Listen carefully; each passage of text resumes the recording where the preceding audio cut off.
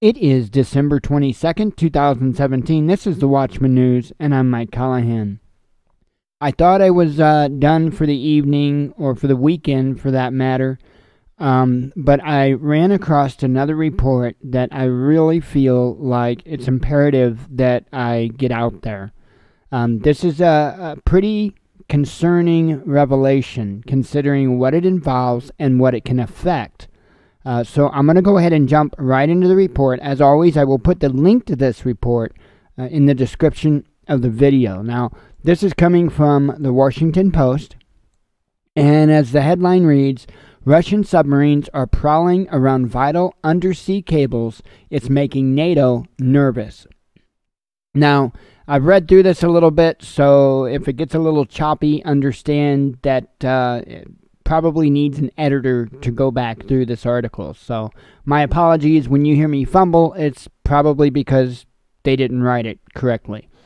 Russian submarines have dramatically stepped up activity around undersea data cables in the North Atlantic, part of a more aggressive naval posture that has driven NATO to revive a Cold War-era command, according to senior military officials.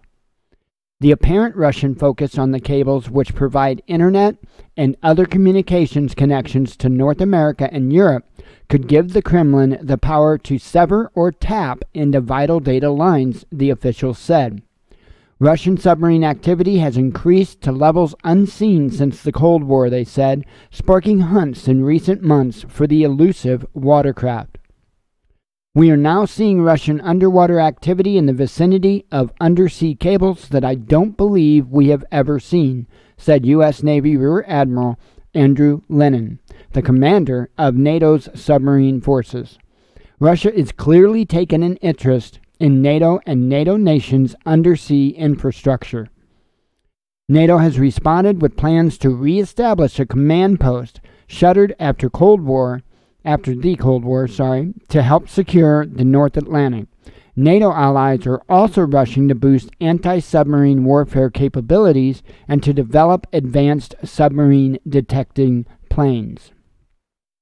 Britain's top military commander also warned that Russia could imperil the cables that form the backbone of the modern global economy. The privately owned lines lay along some of the same corridors as the first transatlantic telegraph wire in 1858, carry nearly all of the communications on the internet, facilitating trillions of dollars of daily trade. If severed, they could snarl the web. If tapped, they could give Russia a valuable picture of the tide of the world's internet traffic. It's a pattern of activity, and it's a vulnerability, said British Air Chief Marshal Stuart Peach in an interview. Can you imagine a scenario where those cables are cut or disrupted, which would immediately and potentially catastrophically affect both our economy and other ways of living if they were disrupted, Peach said in a speech in London this month. The Russian Defense Ministry did not respond to a request for comment about the cables. The Russian sea activity comes as the Kremlin has also pressed against NATO in the air and on land. Russian jets routinely clipped NATO airspace in the Baltics, and troops drilled near NATO territory in September. Russia has moved to modernize its once decrepit Soviet-era fleet of submarines, bringing online or overhauling 13 craft since 2014. That pace, coming after Russia's annexation of Ukraine's Crimean Peninsula set off a new era of confrontation with the West, has spurred NATO's efforts to counter them. Russia has about 60 full-size submarines, while the United States has 66.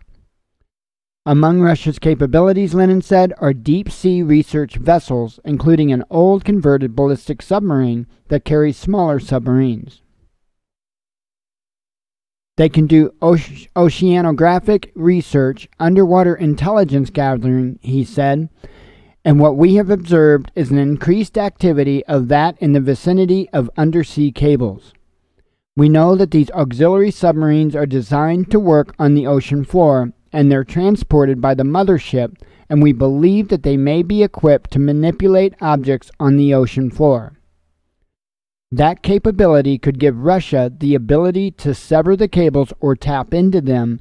The insulated fiber optic cables are fragile, and ships have damaged them accidentally by dragging their anchors along the seabed. That damage happens near the shore, where it is relatively easy to fix, not in the deeper Atlantic, where the cost of mischief could be far greater. Lennon declined to say whether NATO believes Russia has actually touched the cables. Russian military leaders have acknowledged that the Kremlin is active undersea at levels not seen since the end of the Cold War, when Russia was forced to curtail its submarine program in the face of economic turmoil and disorganization. Last year, we reached the same level as before the post-Soviet period in terms of running hours, said Admiral Vladimir Korolev, the commander of the Russian Navy, earlier this year. This is more than 3,000 days at sea for the Russian submarine fleet. This is an excellent sign. The activity has forced a revival of Western sub-hunting skills that lay largely dormant since the end of the Cold War. Lennon said NATO allies have long practiced submarine hunting, but until the last few years, there were few practical needs for close tracking, military officials said. In recent months, the U.S. Navy has flown sorties in the areas where Russia is known to operate its submarines, according to aircraft trackers that use publicly available transponder data. On Thursday, for example, one of the planes shot off from Naval Air Station Sigonella in Sicily, headed eastward into the Mediterranean. It flew the same mission a day earlier.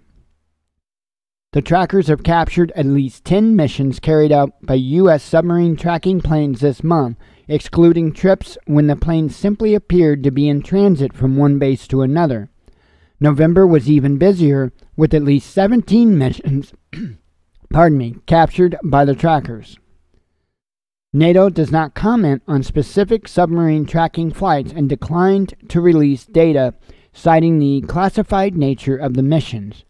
But NATO officials say that their submarine tracking activities have significantly increased in the region. Submarines are particularly potent warfighting craft because they can generally only be heard, not seen, underwater. They can serve as a retaliatory strike force in case of a nuclear war, threaten military resupply efforts, and expand the range of conventional firepower available for use in lower-level conflicts. The vessels are a good fit for the Kremlin strategy of making do with less than its rivals, analysts say. Russia's foes need vast resources to track a single undersea craft, making the submarine's cost-to-mischief ratio attractive. Even as Russia remains a vastly weaker military force than NATO, the Kremlin has been able to pack an outsized punch in its confrontation with the West through the seizure of Crimea, support for the Syrian regime, and according to U.S. intelligence, its attempts to influence the U.S. election. You go off and you try to add expense for anything that we're doing, or you put things at risk that are of value to us and submarines and give them the capability to do it, a senior NATO official said of Russian approach, speaking on the condition of anonymity to discuss sensitive intelligence assessments. Russian military planners can say, I can build fewer of them, I can have better quality, and I can put at risk and challenge and make it difficult for NATO, the official said. Still, some analysts say the threat to cables may be overblown. Arguably, the Russians wouldn't be doing their jobs if they couldn't threaten underwater cables. Certainly, NATO allies would not be doing theirs if they were unable to counter that, said Adam Thompson, a former British ambassador to NATO.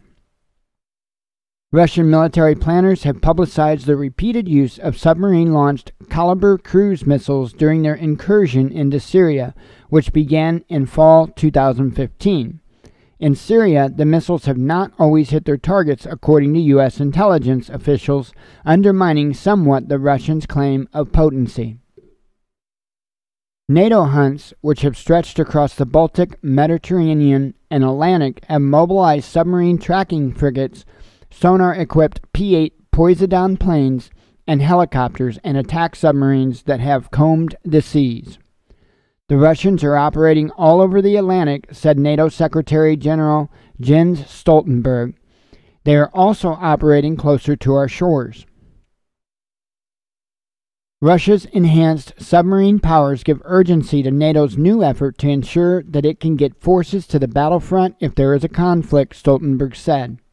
In addition to the new Atlantic-focused command, the alliance also plans to create another command dedicated to enabling military forces to travel quickly across Europe. NATO defense ministers approved the creation of the commands at a November meeting. Further details are expected in February.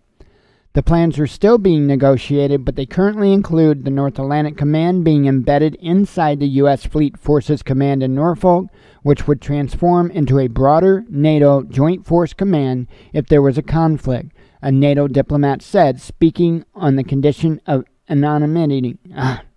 You know what I mean. To discuss plans that have been finalized. Credible deterrence is linked to credible reinforcement capabilities, Stoltenberg said. We're a transatlantic alliance. You need to be able to cross the Atlantic. So anyway, I'll leave the link to this down in the description. You can mess up the words for yourself. And it's just another one of those things to keep a close eye on.